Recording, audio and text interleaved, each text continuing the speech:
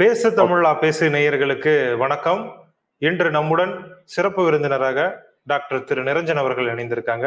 Defence expert. வணக்கம் sir. Jain வணக்கம். Jai Hind sir. Sir, இன்று மோடி அவர்கள் ராஜேந்திர சோழனின் நூலால கலந்துக்க இருக்காரு. ஸோ ராஜேந்திர சோழன் அப்படின்ன உடனே நம்ம எல்லாருக்குமே தெரிஞ்சிருக்கும், ராஜராஜ சோழனுடைய மகன். அது மட்டும் இல்லாம தெற்காசியாவையே கட்டி ஆண்ட ஒரு பேரரசன் அப்படின்னு சொல்லப்படுது. அது மட்டும் இல்லாம இந்திய பெருங்கடலை இன்னைக்கு யாரு கட்டுப்பாட்டுல வச்சிருக்கிறது அப்படிங்கிறது உலக நாடுகளிடையே மிகப்பெரிய போட்டியா இருக்கு. ஆனா அந்த காலத்திலேயே இந்திய பெருங்கடலை தன்னுடைய கட்டுப்பாட்டுல வச்சிருந்த ஒரு மிகப்பெரிய பேரரசன். அவரை பத்தி நீங்க சொல்லணும் சார். ஏன்னா மிலிட்டரி ஆங்கிள் அவருடைய படைகள் எப்படி இருந்தது, அவருடைய ராணுவம் எப்படி இருந்தது, அதெல்லாம் நீங்க மக்களுக்காக எடுத்து சொன்னீங்க அப்படின்னா நல்லா இருக்கும். அதாவது அவர் அரியணை ஏறினது 1112 வருடம் அவர் அரியணை ஏறி இருக்காரு. 114 வருடம் 1114 வருடம் கிபி. தப்பா சொல்லிட்டேன்னு நினைச்சுக்க போறீங்க. கிபி காக்கி கூ ஏதாவது நிறைய பேர் தப்பு தப்பா சொல்றாங்க. அதை வேற கர்த்தருக்கு பின் கர்த்தருக்கு முன் அத நிறைய பேரு ப்ரொனவுன்சியேஷனே தப்பா சொல்றாங்க. அதனால தமிழறிந்த ஒரு சிறு தொண்டன் போல் கிளியரா சொல்றோம் இல்ல. அதனால கிபி 1112 வருடம் அவர் அரியணை ஏறினார். 1114 வருடம் ஈழத்தில் இருக்கும் பிரச்சனை அவருக்கு முன்னே வந்தது. அதாவது அங்கே இருக்கும் சின்னல ஆட்சியாளர்கள், குறிப்பிட்டு சொல்ல வேண்டும் என்றால் பொலனுருவா ருகுனா என்ற 2 ப்ராவின்சஸ், 2 மாகாணங்களில் இருந்த அரசர்கள் இவருக்கு கட்ட வேண்டிய கப்பம் ஒழுங்காக கட்டாததால் இலங்கையை நோக்கி படையெடுத்தார். ஈழம் ஆல்ரெடி இவர் கட்டுப்பாட்டில் இருந்தது. மற்ற சின்னல பகுதிகள் மீது படையெடுத்து முழுமையாக இன்றிருக்கும் இலங்கையை இந்திய மன்னனான ராஜேந்திர சோழன் கீழ் கப்பம் கட்டும் சிற்றரசாக இலங்கை மாற்றப்பட்டது. இவர் இந்திய பேரரசர் தான், பாரத பேரரசர் தான். சோ அதை கொண்டாடும் விதமாக, ஒரு பாரத பேரரசரின் வெற்றியை கொண்டாடும் விதமாக அவர் கட்டிய தலைநகரம் கங்கை கொண்ட சோழபுரத்துக்கு பிரதமர் வருகை தந்துள்ளார். அது இல்லாம அவர் அதுக்கு அடுத்தபடி பாலா மன்னர்களை பாலா என்பது இன்று இருக்கும் வங்காளத்தை ஆண்டு கொண்டிருந்த ஒரு ஆட்சியாளர்கள், மன்னர்கள். அந்த மன்னர்கள் அல்ல, பாலான்றது டைனாஸ்டி பேர், அந்த அரச குடும்பத்தின் பேர் பாலா மன்னர்கள், குடும்பத்தின் பேர். அவர்கள் அடிப்படையா பௌத்த மதத்தை பின்பற்றி கொண்டிருந்தார்கள். அந்த இடத்த போய் அவர்களை தோற்கடித்து அங்கே அவர்கள் அந்த எல்லை வரை இவர் சோழ புலிக்கொடியை நாட்டி கங்கையை எடுத்துட்டு அந்த கங்கை நீரானதை தமிழகத்தில் இங்கே அதற்கு ஞாபகமாக ஜலஸ்தம்பம் அப்படின்னு சொல்லிட்டு ஒரு குளத்தை அமைத்து, குளமோட சொன்னோம்னா ஒரு கிட்டத்தட்ட ஒரு ஏரி மாதிரி ஒண்ணு அமைத்து அதில் அந்த தண்ணியை கலந்து, ஏன்னா சோழர்கள் நீர் நிலை மேம்பாடு எப்படி இருக்கணும், நீரை எப்படி மக்களுக்கு கொண்டு போய் சேர்க்கணும், விவசாயத்துக்கு நீர் மேலாண்மை என்பது எப்படி உபயோகரமாக இருக்கும், அதுக்கு முன்னோடிகள், உலகத்துக்கே முன்னோடிகளா திகழ்ந்தவர்கள் சோழர்கள். கரிகாலன் கட்டிய கல்லணை இவங்க பாட்டம் தான். சோ சோழர்கள் எப்படி இருக்கணும், எப்படி நீர்நிலைகளை எப்படி மெயின்டைன் பண்ணணும், எப்படி ஆறுகளை வரக்கூடிய நீர், ஏன்னா அவர்கள் புரிந்து கொண்டது, அவர்கள் ஆண்ட பகுதியான டெல்டா மாவட்டங்கள் தண்ணீரானது இயற்கையாகவே கடலுக்கு போயிட்டு சேர்ந்து விடும். அங்கே தேக்கி வைப்பது முக்கியமான ஒரு வேலையாக இருந்தது. அது தேக்கி வைப்பது இல்லாமல் பல இடங்கள் எங்கெல்லாம் நீர் போக முடியாதோ அந்த இடங்கள் எல்லாம் நீரை பாசனத்தை மேம்படுத்தினார்கள். விவசாயத்தை மேம்படுத்தினார்கள். அவர்கள் எங்கே போய் எந்த நாட்டை போய் கைப்பற்றினாலும் சுங்கம் வளர்த்த அதே சோழர்கள் வேளாண்மையும் வளர்த்தார்கள்.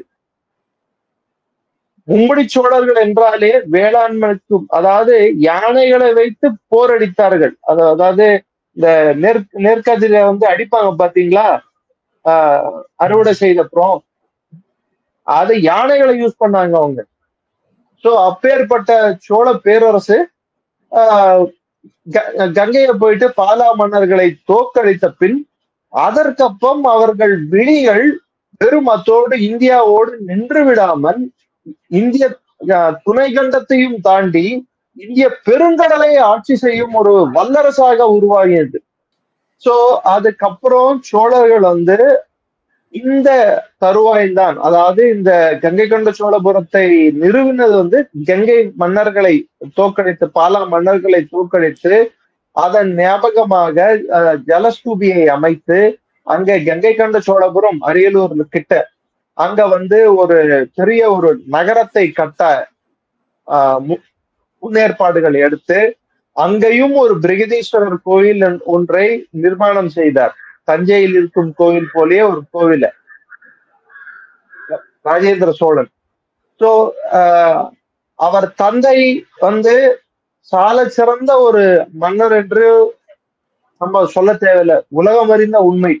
ஆனால் அவர் மும்முடி சோழ சக்கரவர்த்திகள் சொல்லிட்டு சேரர்களையும் பாண்டியர்களையும் தோற்கடித்து அவரின்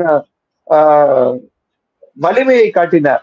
இவரு அவங்க அப்பாவே ஒரு படி மிஞ்சிற மாதிரி புலிக்கொடிய எல்லா 8 திசையெங்கும் புலிக்கொடி அப்படின்ற ஒரு ஸ்ட்ராட்டஜியோட அவர் பார்க்கிற திசையெல்லாம் புலிக்கொடி மாத்திரம்தான் பறக்கணும்னு சொல்லிட்டு கடல் தாண்டு புலிக்கொடி அப்படின்னு சொல்லிட்டு போனாரு.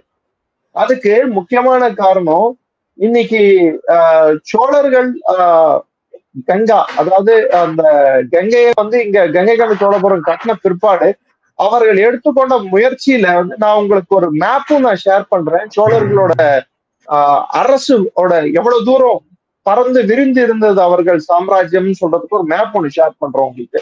தயவுசெய்து நீங்க இந்த வீடியோ போடும்போது இந்த மேப்பை ஷேர் பண்ணுங்க. அகண்டு விரிந்திருந்த இந்த சோழர் சாம்ராஜ்யமானது ஸ்ரீவிஜயா எம்பையர் நோக்கி பயணம் செய்ய தொடங்கியது. ஸ்ரீவிஜயா எம்பையர்ன்றது இன்னைக்கு இருக்கக்கூடிய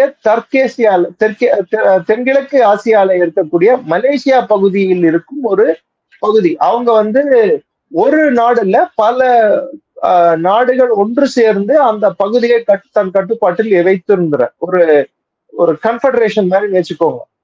அதுல அவர்கள் கப்பல் படையில் மிகப்பெரிய பலம் படைத்திருந்த ஒரு எம்பையர். இன்னைக்கு இருக்கக்கூடிய எல்லா நாடுகளும் பார்த்து அஞ்சும் பயப்படும் straits of Malacca, straits of Sunda, இந்த 2 பகுதிகளுக்கு அதுதான் நுழைவாயில். சைனாக்கு, தென்கிழக்கு ஆசிய நாடுகளுக்கு அதுதான் நுழைவாயில். அது வழியாக எல்லா வணிகமும் போனோம். அதை கட்டுப்பாட்டில் வைத்திருந்தார்கள். சோழ வணிகத்துக்கு அவங்க பெரிய ஒரு பாதிப்பை ஏற்படுத்தின காலகட்டம் 1020 கிபி. அந்த காலகட்டத்தில் சோழர்களோட வணிக கப்பல்களுக்கு அதிக சுங்கவரி விதிக்கிறதும், அவர்களை ஒழுங்கே போய் அவர்கள் இலக்கை போய் சேர விடாமல் செய்வதும், கடல் கொள்ளையர்களை வைத்து கப்பல்களை சூறையாடுவதும், இதெல்லாம் இயல்பா அந்த இடத்துல நடந்துட்டு இருந்தது. இதற்கு சோழர்கள் ஒரு முன்னேற்பாடு, ராஜேந்திர சோழனின் தலைமையில் ஒரு ஏற்பாடு என்ன நடந்ததுன்னா, முதல்ல சோழர்கள் வலிமையான ஒரு கப்பல் படையை கட்ட வேண்டும். அந்த கப்பல் படையானது எப்படி கட்டினாங்கன்னா, அவர்களின் வணிக கப்பல்களையே நாள் போக்குல போர்க்கப்பல்களாக அவங்க மாற்ற தொடங்கினாங்க. மல்டிபர்பஸ் கப்பல்கள் அந்த காலத்திலேயே. பெரிய கப்பல்கள், அதாவது குதிரைகள் எல்லாத்தையும் ஏற்றிக்கொண்டு செல்லக்கூடிய கப்பல்கள். அந்த கப்பல்களை கொண்டு கரெக்டா மான்சூன் சீசன், மழைக்காலம் தொடங்குவதற்கு முன் காற்று திசை மாறும் நேரத்தில் இந்தியாவில் இருந்து குறிப்பிட்ட தமிழகத்தில் இருந்து தங்கள் பயணத்தை தென்கிழக்கு ஆசியாவை நோக்கி தொடர்ந்தார்கள். அந்த பயணமானது 1925 வருடத்திலிருந்து 26 வருடத்துக்குள் நடந்திருக்கலாம் என்று கணிக்கப்படுகிறது. இந்த பயணம் லொகேஷன் பலம்பாங் அப்படின்னு சுமத்ரா தீவையும் கெடா என்று சொல்லக்கூடிய இன்னைக்கு இருக்கிற மலேசியால இருக்கக்கூடிய தீவையும் குறிவைத்து தாக்குதலுக்கு ஆளாக்கப்பட்டது. இன்னைக்கு நம்ம சொல்றோம் பாத்தீங்களா, சோழர்களை கடாரம் கண்ட சோழன் கடாரம் கொண்டான் அப்படின்னு சொல்லிட்டு, அந்த கெடா தீவை கைப்பற்றியதால் தான் அவருக்கு பேர் கடாரம் கொண்டான். கெடா தீவுனா இப்ப எந்த ஊரு சார்? இப்ப மலேசியால இருக்குங்க. அது ஸ்ரீவிஜயா எம்பையரோட ஒரு பகுதி. அங்க இருக்கக்கூடிய சங்கராம விஜயதுங்கவர்மன் அப்படின்ற அரசனோட தலைநகரையே கைப்பற்றினார்கள். அங்க மண்டலா அப்படின்னு சொல்லிட்டு, மண்டலங்கள்னா பல்வேறு அரசர்கள் ஒவ்வொரு பகுதியை அமைத்து ஒரு மண்டலங்களா ஆட்சி புரிஞ்சிட்டு இருந்தாங்க. அதுல முக்கியமானது இந்த கடா என்ற ஒரு பகுதி. அத முதல்ல அவர்களோட தலைநகரையே முழுமையாக அழித்தார்கள். இவர்கள் அழித்தது மாத்திரம் இல்லாமல் அந்த அழிவானது திரும்ப அந்த நகரங்கள் தலை தூக்காத வண்ணம் அந்த அழிவானது ஸ்ரீவிஜயா எம்பையரையே நிலைகுலைய செய்தது. சோழர்களின் வலிமையை வெறும் மலேயாவில் மட்டுமல்ல, தாய்லாந்தில் மட்டுமல்ல, இன்னும் சொல்ல போனா இந்தோனேஷியா மட்டுமல்ல, அதையும் தாண்டி புலிக்கொடியின் பலத்தை அது தீர்மானித்தது. பிற்காலத்தில் மற்ற பகுதிகளில் இருந்த மன்னர்கள், அதே பகுதிகளில் இருந்த மன்னர்கள், கம்போடியா, இன்னைக்கு இருக்கிற கம்போடியா, வியட்நாம், லாவோஸ், அந்த மன்னர்கள் உட்பட பல மன்னர்கள் இவர்களுக்கு கப்பம் கற்றும் அரசர்களாக மாறினார்கள். சீனர்கள் சோழ பேரரசை கண்டு அஞ்சினார்கள். 200 வருடங்களுக்கு இந்திய பெருங்கடலை ஆட்சி செய்த ஒரு வல்லரசு சோழ வல்லரசு, பேரரசு. வெறும் வல்லரசு மட்டும் இல்ல, பேரரசு. அதே சமயத்துல இந்நாட்டு மக்களுக்கு அது நல்லரசும் கூட. இதை பற்றி வரலாற்றுல நம்ம வரலாற்று புத்தகங்கள்லயோ இல்ல இந்திய பாடநூல் புத்தகங்கள்லயோ, அதாவது மத்தியில் இருக்கும் புத்தகங்கள்லயோ புறக்கணிக்கப்பட்டுள்ளது பல ஆண்டுகள். ஆனால் இந்த தருவாயில் நான் எல்லாருக்கும் கூறிக்கொள்வது, 8ஆம் வகுப்பு மாணவர்கள், NCERT CBSE படிக்கும் மாணவர்களுக்கு இனிமேல் வரக்கூடிய பாடத்திட்டங்களில் இந்த சோழர்களை பற்றியும், குறிப்பிட்டு ராஜராஜ சோழனை பற்றியும் ராஜேந்திர சோழரை பற்றியும் நிறைய பகுதிகள் சேர்க்கப்பட்டுள்ளன. அதே சமயத்தில் கல்லூரிகளில் குறிப்பிட்டு பாதுகாப்பு கல்வி படிக்கும் மாணவர்களுக்கு தென்னிந்திய இராணுவ வரலாற்றில் முக்கியமான மன்னர்களாக, சால சிறந்த போர் புரியும் தன்மை கொண்ட மன்னர்களாக எப்படி சோழர்கள் எப்படி விஜயநகர் பேரரசை சேர்த்தார்களோ அதற்கு முன்னாடி சோழ பேரரசையும் இதில் சேர்த்துள்ளார்கள். சார், நம்ம நிறைய நாடுகளை கைப்பற்றினாங்க, நிறைய பகுதிகளை, அரசர்களை வீழ்த்தினாங்கன்னு சொல்லியிருக்கீங்க. சோ அவங்களுடைய போர் வியூகங்கள் குறித்து ஏதாவது குறிப்புகள் இருக்கா சார்? போர் வியூகங்கள் குறித்து அவங்க பல்வேறு கல்வெட்டுகள்ல, பல்வேறு இடங்கள்ல அவங்க எழுதியிருக்காங்க. அவர்களின் முக்கியமான போர் வியூகமானது கப்பல் படையை எப்படி வணிகத்துக்கும் போருக்கும் எப்படி உபயோகப்படுத்த வேண்டும், ஆங்காங்கே அவர்களுக்கு தேவையான ஒரு ரெப்ளனிஷ்மெண்ட் ஃபெசிலிட்டிஸ், இப்ப சொல்றாங்க பாத்தீங்களா, பேஸ். ஆமா, அங்கே இலங்கையில் அவங்க பேஸ் அமைத்துள்ளார்கள், சைனா இங்கே பேஸ் அமைத்துள்ளார்கள். இந்த பேஸ் என்ற கான்செப்டை முதல்ல உலகத்துக்கு அறிமுகப்படுத்துறது சோழர்கள் தாங்க. இவங்க கப்பல்கள் எங்கெல்லாம் போதோ அங்கெல்லாம் தமிழ் வணிகம் செய்யும் பகுதிகளாக ஒரு சிறு குழுக்களை அமைத்தார்கள். அந்த குழுக்கள் இந்த கப்பல்களுக்கு தேவையான பொருட்களை போகும்போது, ஏன்னா இன்னைக்கு மாதிரி மெக்கனைஸ்டு போட்ஸோ, மோட்டரோ, இல்ல ப்ரொபல்லர்ஸோ, இல்ல இன்னைக்கு இருக்கக்கூடிய கருவிகளை வைத்து அதிவிரைவில் செல்லக்கூடிய கப்பல்கள் அன்று இல்ல, காற்றின் திசையை நோக்கி செல்லும் கப்பல்கள் தான் இருந்தது. அந்த ஓகே. தொழில்நுட்பம் வளராத காலகட்டத்திலேயே அந்த துறைமுகத்தை அவர்கள் போய் எட்டினால் அங்கே இருக்கும் தமிழ் சமூகம், அங்கே இருக்கும் வணிகர்கள், சமூகம் சார்ந்த வணிகர்கள், அவர்கள் இவர்களுக்கு தேவையான உணவு பண்டங்கள் முதல் கொண்டு மற்றவற்றை ரெடியா வச்சிருப்பாங்க. இவங்க போன உடனே இவங்க கப்பலை நிரப்புவாங்க. அப்ப இவங்க அடுத்த இலக்கை நோக்கி போய் அடுத்த இவங்க கட்டுப்பாட்டை விட்டு ஏதாவது மீறி போயிட்டு இருந்தனா அதை கட்டுப்பாட்டுல வச்சுக்க முடியும். இல்லைன்னா 200 ஆண்டுகள் இவர்களால ஒரு கடல் தாண்டு ஒரு நிலப்பரப்பை கட்டுப்பாட்டில் வைத்திருந்தார்கள் என்றால் அவர்களுக்கு பேஸ்கள் இல்லாமல் இருந்திருந்தால் அவர்களால் அது முடியவே முடியாது, வாய்ப்பு இல்ல, இயலாது. சோ அந்த கான்செப்ட் ஆஃப் பேஸ் வந்து சோழர்களிடமிருந்து நாம் கற்றுக்கொண்டது, உலகம் கற்றுக்கொண்டது.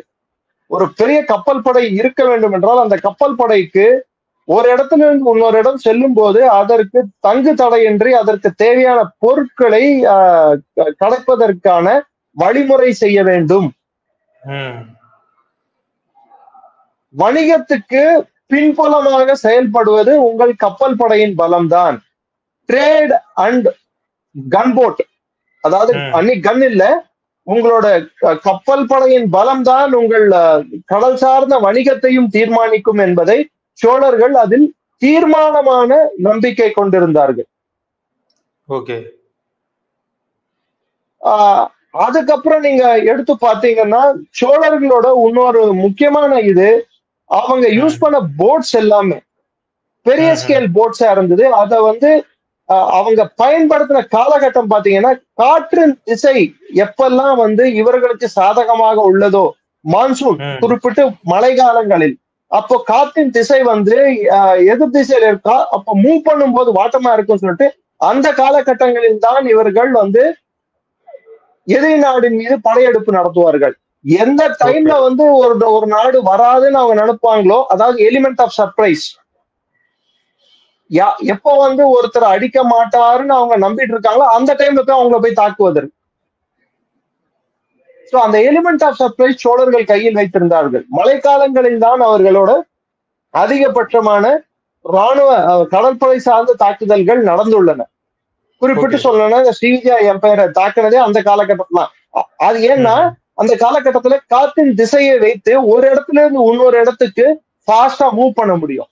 அந்த காலத்திலேயே பிற்காலத்தில் ஜெர்மானியர்கள் வகுத்த பிளிட்ஸ்கிரீக்னா ஒரு மின்னல் போர், அந்த மின்னல் போர கடல்ல வந்து மின்னல் தாக்குற மாதிரி ஒவ்வொரு வாட்டியும் ஒரு இடத்துல இன்னொரு இடத்துக்கு போய் தாக்கி எப்படி ஒரு போர் புரிய முடியும். ஒரு இடத்துக்கு போனா அந்த இடத்தை கைப்பற்றுவது இல்லாமல் அந்த இடத்தை கைப்பற்றிய உடனே இன்னொரு இடத்தை போய் தாக்குவது, எதிரிக்கு நேரம் கொடுக்காத வண்ணம் அவர்கள் தாக்குதலை தொடர்ந்து கொண்டே இருந்தார்கள். கடலை ஒட்டிய எல்லா துறைமுகங்களையும் அவர் கட்டுப்பாட்டில் எடுத்து வந்தார்கள். சோ இதெல்லாம் உலகம் வந்து கற்றுக்கொள்ள வேண்டியது. இதை குறிப்பிட்டு சொல்ல வேண்டும் என்றால் சோழர்கள் திக்விஜய கேம்பெயின் அப்படின்னுவாங்க. அவங்க சென்ற திசையெல்லாம் வெற்றி சோழர்களுக்கு. இத வந்து அவர் கெமேர் எம்பையரோட சூரியவர்மன், இன்னைக்கு இருக்கிற கம்போடியா எம்பையரோட சூரியவர்மன், அவர் இந்த தாக்குதலை கண்டு அஞ்சிதான் சோழ பேரரசுக்கு கப்பம் கட்டுவதற்கு ஒற்றுக்கொண்டார். ஆமா, அது இல்லாம இன்னொரு பகுதியான அதே வியட்நாம், லாவோஸ் பகுதிகளில் இருந்த அரசர்களும் தாம்பரலிங்கா எம்பையர் அப்படின்வாங்க, அந்த அரசும் இவர்களுக்கு கப்பம் கட்ட ஒத்துக்கொண்டது. 11ஆம் நூற்றாண்டு வரை ஸ்ரீவிஜயா எம்பையர் எழுந்திருக்கவே இல்லை. இன்னும் சொல்ல போனா அதுக்கப்புறமும் எழுந்திருக்கல, அழிந்துதான். சைனா குறிப்பிட்ட சுன் டைனாஸ்டி அங்க இருந்தது. இன்னைக்கு இருக்கக்கூடிய ஷாங்காய் இந்த பகுதிகளை ஆண்டு கொண்டிருந்த டைனாஸ்டி சங் டைனாஸ்டி, அவர்கள் சோழர்களை பார்த்து அஞ்சினார்கள். ஏன்னா சொல்லப்படுவது ஒரு கருத்து என்னவென்றால் சீனர்கள் தான் இந்த ஸ்ரீவிஜய அரசர்களை சில விஷயங்கள் கூறி அவர்களை நீ இது மாதிரி வழிமறிக்கலாம், சோழர்களின் வணிகத்துக்கு நீ வந்து இடையூறாக இருந்தால் உனக்கு நல்லது, அதிகமாக வரி வசூலிக்கலாம் அப்படின்னு ஐடியா கொடுத்ததே சீனர்கள் தான். கடைசியில ஸ்ரீவிஜயாக்கு நடந்த நிலைமையை பார்த்து சீன அரசும் அடிபணிந்தது. அடுத்த ஒரு அட்லீஸ்ட் ஒரு 50-70 ஆண்டுகளுக்கு இந்திய பெருங்கடல் பக்கம் தலை வைத்து படுக்கவில்லை. அப்படி வந்தாலும் சோழ பேரரசை எதிர்க்க அவர்களுக்கு தைரியம் இல்லை. ஓகே, ராஜேந்திர சோழன் வந்து ராஜராஜ சோழனை விட விஞ்சி நின்றார் அப்படின்னு நம்ம சொல்றோம். ஸோ இந்தியாவில அதாவது ஒட்டுமொத்தமா சொல்லணும்னா இந்தியாவின் ஒரு மிகப்பெரிய பேரரசன் அப்படின்னு சொல்லிட்டு சொல்றீங்க. ஸோ இவங்களுடைய அந்த ஒரு போர் யுக்திகள், போர் முறைகள், இது எல்லாமே இன்றைய காலகட்டத்துல எந்த அளவுக்கு யூஸ்ஃபுல்லா இருக்கு சார்? இப்ப ஒரு நம்ம எந்த அளவுக்கு மாடர்ன் ஆனாலுமே அவங்களுடைய அந்த போர் யுக்திகள் இன்னுமே வந்து வியக்க வைக்கக்கூடிய வகையில இருந்திருக்கலாம். ஸோ அந்த மாதிரி நீங்க பார்த்த ஏதாவது ஒரு போர் யுக்தி இந்த இந்த காலத்திலையும் வியக்க வைக்கும் வகையில இருக்கு அப்படின்னு ஏதாவது இருக்கா சார்? போர் யுக்தி என்றது ஒரு சப்ளை செயின் எப்படி மெயின்டைன் பண்ணணும், அதாவது ஒரு ராணுவம் இல்ல ஒரு கடற்படை ஒரு இடத்துல இன்னொரு இடத்துக்கு தாக்குதலுக்கு செல்ல போகுதுன்னா அது ஒரு எதிரி நாடு மீது நடத்தக்கூடிய தாக்குதல். அவர்கள் இருப்பிடத்தில் நாம் சென்று தாக்க போகிறோம். அவர்கள் இருப்பிடத்தை நாம் தாக்க போகிறோம் என்றால் நமக்கு அந்த சப்போர்ட் தேவை. ஆழ்பலம் இருந்தா மாத்திரம் பத்தாது, பொருள் பலம் தேவை. நமக்கு தேவையான மற்ற உணவு, தண்ணீர், கடல்ல தண்ணி எடுத்து நம்ம தண்ணி ஃபுல்லா இருக்குன்னு சொல்லிட்டு அந்த தண்ணியை குடிக்க முடியாது. சோ இதற்கு அவர்கள் என்ன ஏற்பாடுகள் எடுத்தார்கள்? அதாவது ஒரு 1000 வருஷத்துக்கு முன்னாடி டெக்னாலஜி வளராத காலத்துல இது மாதிரி ஒரு போர் அவங்க புரிஞ்சு ஒரு நாட்டையே வந்து கன்சிமிட்டும் நேரத்தில் கைப்பற்றினார்கள் என்றால் அந்த ஸ்பீடு வந்து சும்மா இல்லை. அந்த தாக்குதலின் தன்மையானதை நாம் உணர வேண்டும். இன்னைக்கும் வந்து அந்த அந்த அந்த கன்போர்ட் டிப்ளமசி என்ற அந்த கான்செப்ட் வந்து இன்னும் சொல்ல போனா நிறைய பேர் சோழர்கள் கிட்ட இருந்துதான் கத்துக்கிட்டதா நான் நினைக்கிறேன்.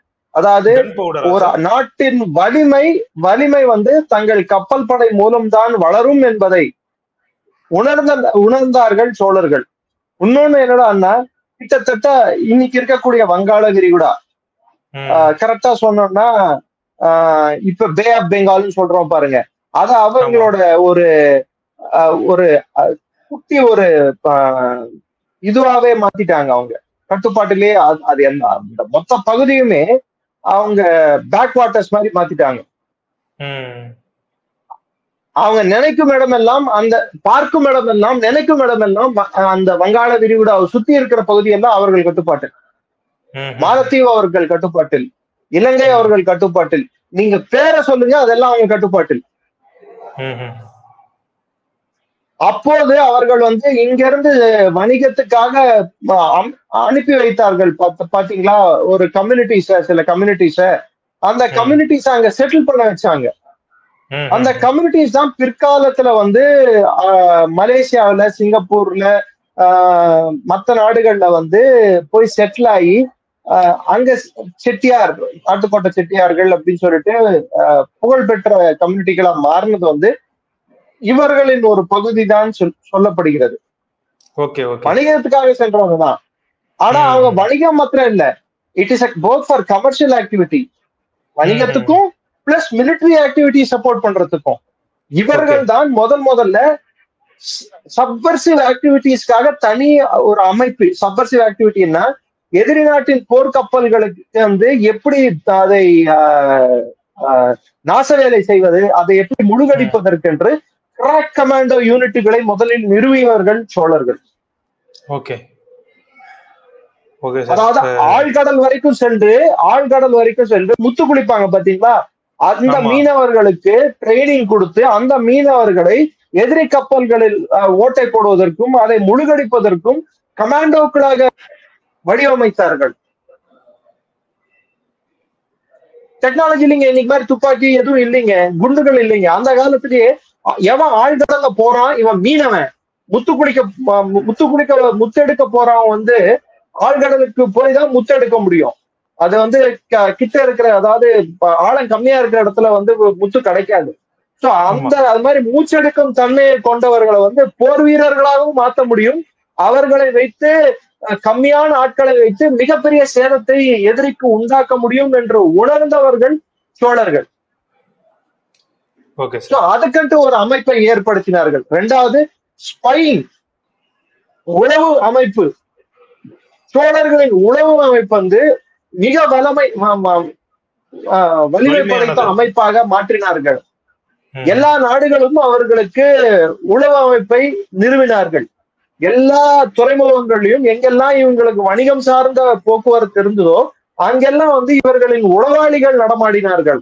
அதனால் அங்கே என்ன நடக்கிறது, எந்த நாட்டின் கப்பல் வருகிறது, எந்த நாட்டின் எத்தனை கப்பல்கள் வருகின்றன, நமது கப்பல்கள் வந்து சரிய நேரத்துக்கு சேருகின்றனவா, இல்ல நமது கப்பல்கள் அதாவது சோழ கப்பல்கள் அச்சுறுத்தலுக்கு ஆளாக்கப்பட்டனவா, இல்லை கடல் கொள்ளையர்களால் சூறையாடப்பட்டதா என்ற செய்தி சேகரிப்பதற்கும் இவர்கள் ஆட்களை அங்கே நிறுவினார்கள், உளவாளிகளை. எதிரியின் பலத்தை கண்டறிவதற்கும் இவர்கள் உபயோகமாக இருந்தார்கள். சோ இத வந்து இன்னைக்கு இருக்கக்கூடிய ஏஜென்ட் சொல்லுவாங்க பாருங்க, சிஐ ஏஜென்ட், எம்எஃப்ஐ ஏஜென்ட், ரா ஏஜென்ட். அந்த ஏஜென்சி என்பது அன்னைக்கே அவங்க ஸ்டார்ட் பண்ணிட்டாங்க சோழர்கள். சோ இன்டெலிஜென்ஸ் அவர்களை பார்த்து நம்ம கத்துக்கணும், எப்படி உளவு சேகரிப்பது என்பதை. கப்பல்களை கட்டுவது எப்படி, போர் கப்பல்களை எப்படி கட்டுவதுன்றது நம்ம புரிஞ்சுக்கணும். பேசுகளை, ராணுவ தளவாடங்கள் இல்லாமல் சாதாரண வணிக தளங்களை ராணுவ தளவாடங்களாகவும் தேவைக்கேற்ற மாதிரி எப்படி மாற்றுவது என்பதை சோழர்கள் நமக்கு கற்றுக் கொடுத்தார்கள். காலநிலையை எப்படி போருக்காக உபயோகிக்க முடியும் என்பதை நமக்கு அவர்கள்தான் வழிகாட்டினார்கள். ஐந்தாவது முக்கியமானது, கப்பல் படையை குதிரைப்படை, காலாட்படை, யானைப்படை அப்படின்னு பல்வேறு படைகள், பல்வேறு பிரிவுகள் இருந்தாலும் தனித்துவமாக செயல்படும் பிரிவாக கப்பல் படையை நிறுவிய முதல் பேரரசு இந்தியாவில் சோழ பேரரசு. மேசகான் டாக்யார்ட்ல இப்ப மகாராஷ்டிரா சிஎம், இதுக்கு முன்னாடி இருந்த டேர்ம் இருக்கும்போது, வித்யாசாகர் ராவ் அப்ப கவர்னரா இருக்கும்போது, மனோகர் பரிக்கர் டிஃபென்ஸ் மினிஸ்டரா இருக்கும்போது, சோழர்கள் இந்த கெடாரம் கைப்பற்றியதன் அந்த அடையாளமாக ராஜேந்திர சோழன் ஒரு போட்டோ பொருத்திய ஒரு பெரிய ஒரு போர்ட்ரேட், அதாவது ஒரு பிக்சர் ஒண்ணு அங்கே இருக்கிறது. அதில் கெடாரம் கண்ட சோழன்னே அதுல அவங்க குறிப்பிட்டிருக்காங்க. இப்படிப்பட்ட சோழ வரலாறை புறக்கணித்த முன்னாள் தமிழ்நாட்டில் இருந்த அரசர்களும் இந்தியாவில் இருந்த அரசுகளும் தமிழை எவ்விதத்தில் மேம்படுத்தினார்கள், தமிழ் வரலாற்றை எவ்விதத்தில் மேம்படுத்தினார்கள், தமிழ் வீரத்தையும் விவேகத்தையும் எவ்விதத்தில் மக்களிடம் பிரதிபலிக்க செய்தார்கள் என்பதை மக்கள் பார்வைக்கு நான் விட்டுவிடுகிறேன். ஓகே சார், நன்றி சார். ஜெய்ஹிந்த். நன்றி, ஜெய்ஹிந்த். குருவாக இல்லாம ஒருத்தனால இன்டர்காஸ்ட் மேரேஜ் பண்ண முடியாது, கலப்பு திருமணம் பண்ண முடியாது. அப்ப குரு சண்டால யோகம்ங்கிறது நெகட்டிவ் இருக்கு, பாசிட்டிவ் இருக்கு. அப்ப என்னன்னா, ஒரு கிரகங்கள் சேருவதை சேர்க்கையாக பலன்களாக புரிஞ்சு கொண்டு சொல்ல வேண்டும். ஃபார் எக்ஸாம்பிள், இந்த பள்ளி கத்துறது, போட்டோ கீழே வந்து உடையிறது, இல்லை வேணாம் அப்படின்னு நம்ம நினைக்கிற அளவுக்கு ஒரு ஆக்டிவிட்டி நடக்கிறது, ஒரு காரியம் பேசி லைட் ஆஃப் பண்றது, லைட் ஆஃப் ஆகிறது, இதெல்லாம் இந்த இயற்கை நம்மளோட பேசிட்டு இருக்கு. இந்த வடமேற்கு மூலையில படிக்கட்டுக்கு அடியில் டாய்லெட் போட்டிருந்தாலோ, வடமேற்கு மூலையில படிக்கட்டு கட்டி அதை மூடிய அமைப்பா வச்சிருந்தாலோ, வடக்கு தெருக்குத்துல வீடு அமைஞ்சிட்டாலோ அவங்களுக்கு இது மாதிரி த்ரெட்டிங் வரும். இந்த மாதிரி ஆன்மீகம் மற்றும் ஜோதிடம் சார்ந்த இன்னும் பல வீடியோக்கள் பார்க்கணுமா? மறக்காம திருவருள் டிவிக்கு சப்ஸ்கிரைப் பண்ணுங்க. திருவருள் டிவியுடைய சேனல் லிங்க் இந்த வீடியோடைய டிஸ்கிரிப்ஷன்ல இருக்கு. உலக தமிழ் சொந்தங்களுக்கு வணக்கம். நான் ராஜவேல் நாகராஜன். பேசு தமிழா பேசு வலையொலியுடைய வளர்ச்சிக்கு நீங்களும் உறுதுணையா இருக்கணும்னு நினைச்சீங்கன்னா இந்த வீடியோடைய டிஸ்கிரிப்ஷன்ல இருக்கக்கூடிய ரேசர் பே லிங்கை கிளிக் பண்ணுங்க. அந்த லிங்க்ல போயிட்டு உங்களுக்கு விருப்பமான தொகையை பேசு தமிழா பேசுவனுடைய வளர்ச்சிக்கு உங்களுடைய பங்களிப்பாக நீங்கள் கொடுக்கலாம். நன்றி, வணக்கம்.